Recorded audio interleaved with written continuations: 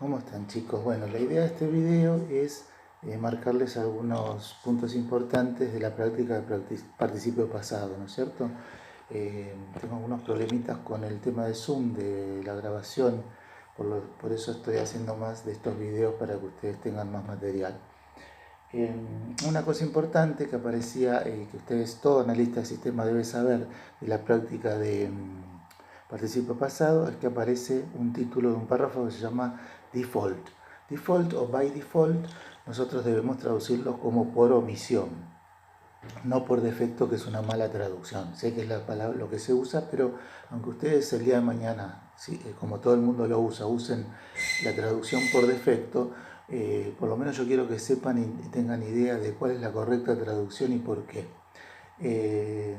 Por defecto es una mala traducción porque no nos indica en realidad qué es default, no nos explica nada, digamos, ¿no? Esto viene a raíz de que la palabra fault en inglés es falla o defecto, y por esa razón se empezó a traducir by default como por defecto. Pero esa falla o defecto no tiene nada que ver con el sentido. Default, tanto en la parte financiera como informática, siempre se refiere a la omisión de algo. En la parte financiera es omitir un pago, ustedes lo habrán escuchado por el tema de la deuda externa. Y en la parte informática es omitir dar un valor, poner un valor en un programa, en un aplicativo que uno está configurando. Y entonces al omitir poner un valor, la computadora, el dispositivo, el programa toma el valor que tiene definido predeterminadamente, en forma predeterminada.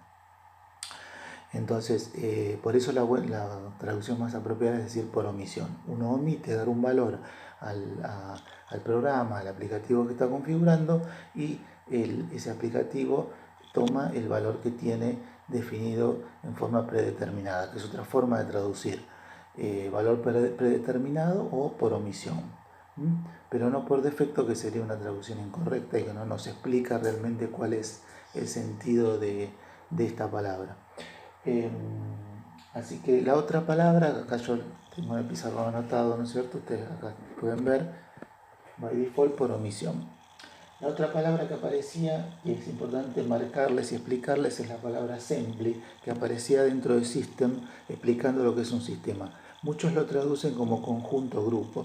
En realidad, assembly tiene una escala superior a lo que es conjunto grupo. Conjunto grupo es, digamos, muy simple para lo que significa la palabra assembly. Como su nombre lo indica, viene del verbo assemble, to assemble, que es ensamblar, armar. Entonces assembly es el sustantivo de ese verbo y es en realidad un armado, un ensamblado, que no es lo mismo que decir un conjunto, grupo de cosas, que solo agrupar y juntar cosas. Para eso tienen la palabra set, S-E-T, set, que es conjunto grupo, o group en inglés. Eso sería conjunto grupo, pero no assembly. Assembly ya es más un armado, que justamente explica más claramente lo que es un sistema. Un sistema, justamente la base, una de las cosas más importantes que explican lo que es un sistema, es el armado de algo, algo ensamblado, algo armado con cierta lógica, no agrupar cosas y tirar cosas en un lugar. Por eso es bueno que tengan en cuenta que siempre assembly es eso, es el armado de algo. Después quería marcar dos palabritas muy importantes. Ustedes saben que en el diccionario las palabras que son muy parecidas a español no están, justamente por ser parecidas a español. Esa es la tendencia cuando uno traduce. Cuando una palabra es muy parecida a español, lo lógico se dice que tiene que tender a traducirla como a la palabra que uno le hace acordar en español, esa palabra que aparece en inglés. Pero hay palabras que hay que tener cuidado porque son, digamos, tramposas. Dos de esas palabras yo las puse acá, que son to design y actual, ¿no? ¿Por qué es tramposa design? Porque uno puede pensar que quiere decir designar, es muy parecida a designar, pero no es designar, sino diseñar. Y también puede trabajarse como sustantivo de diseño. Y la otra, que aparece mucho y que todo el mundo la confunde, es actual, que se escribe como la palabra en español actual, pero que no es actual. Actual significa real, real. Si yo digo actually,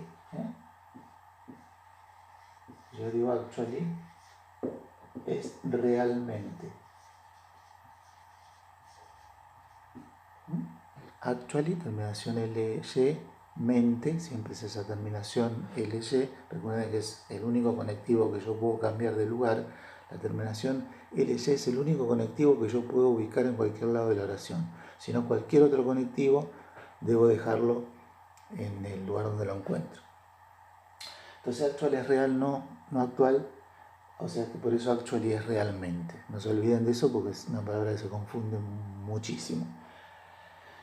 Después, dos estructuras que no son estructuras, en realidad la primera no es estructura, la segunda sí, pero que se pueden uno traducir rápidamente y confundir con que son estructuras. Una era de un tema anterior, que es el presente simple, Program Access Memory y American Standards Code de participio pasado. En estos dos conjuntos de palabras, de tres palabras, que sería en principio uno lo ve como que puede ser una estructura de tres palabras, en realidad una de esas, esa estructura que es la segunda, la primera no. Yo había corregido en Programs Access Memory, Programs estaba conjugando al verbo access y justamente había coincidencia en la conjugación, porque Programs es un equivalente a un day, y como access no está con agregado de ese, hay coincidencia en la conjugación. Ese program se está conjugando al verbo access. Por eso no era estructura, sino que es un verbo conjugado en presente. Los programas acceden a la memoria. Otra ayuda que tenía para saber que eso no era estructura, que era un verbo conjugado, era que si yo digo memoria de acceso a programas, primero que tendría una S trabajando como adjetivo, que no es común, puede darse, pero no es común en inglés.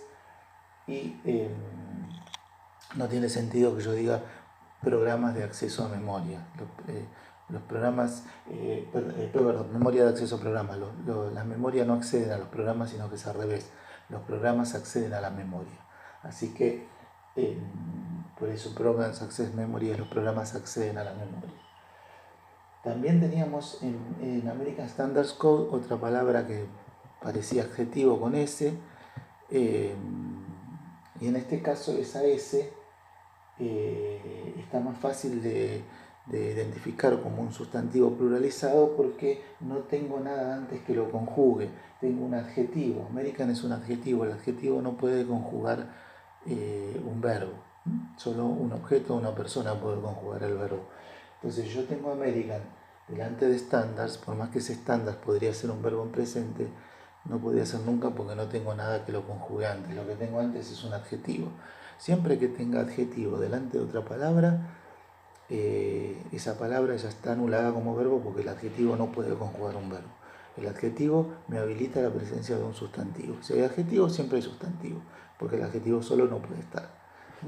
Pero no verbo de ninguna manera porque el adjetivo no conjuga verbo. Por eso esa S en ese estándar solamente podía ser un sustantivo pluralizado. Como está pluralizado acá Programs, pero no trabajando como adjetivo, sino conjugando en este caso al verbo acceder, en el caso anterior. Después tienen Code That Controls, también una parte de la práctica de participio pasado, donde ahí tienen que tener en cuenta el uso de los pronombres demostrativos, los conectivos this, that, those, que son 4 que están en el apunte, donde those significa ese, aquellos, esos. Por eso, al tener acá that controls, de ninguna manera puede ser esos controles, porque that es para singular. Entonces, sí puede darse muchas veces el caso de que yo tenga la palabra that con un verbo después conjugado. Que iba a ser el que procesa, que actualiza. La palabra that como que es otra traducción que tiene that, y luego un verbo conjugado, que es este caso, el código que controla. Fíjense que controls coincide en conjugación la S con el sustantivo it, que es code. It conjuga con S a controls, código que controla. Para que sea esos controles debería decir those controls. Ahí serían esos controles, así que nunca that controls podría ser esos controles. Otra parte importante de la práctica de participio pasado es cuando tienen Alphabetic, Numeric and Special Characters, donde muchos ponen Special Characters como caracteres especiales y dejan Alphabetic y Numeric solo.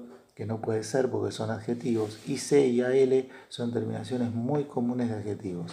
Y C, AL, terminaciones de adjetivos.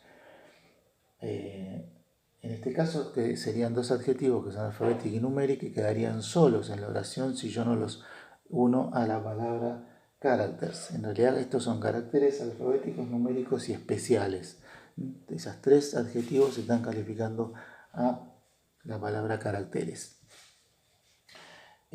Cuando yo tengo los conectivos I, O, OR, AND, o I en inglés, or, and, siempre puedo estar uniendo adjetivos o sustantivos. Puedo estar uniendo adjetivos que califican un sustantivo, puedo estar uniendo sustantivos calificados por un mismo adjetivo. Entonces hay que tener cuidado cuando aparecen esos dos conectivos de no cortar y dejar separadas las palabras, sino tener una idea más global. Solo con esos dos conectivos pasa, con I o con el O, porque son justamente conectivos que enumeran. Entonces ahí no hay que separar y decir, bueno, dejo a la izquierda lo que está a la izquierda y a la derecha no. Ahí lo tengo que tomar como una totalidad y ver cómo queda realmente si eso no está uniendo palabras que están trabajando de la misma manera. Así que bueno, por ahora hasta aquí con respecto a la práctica de participo pasado. Gracias.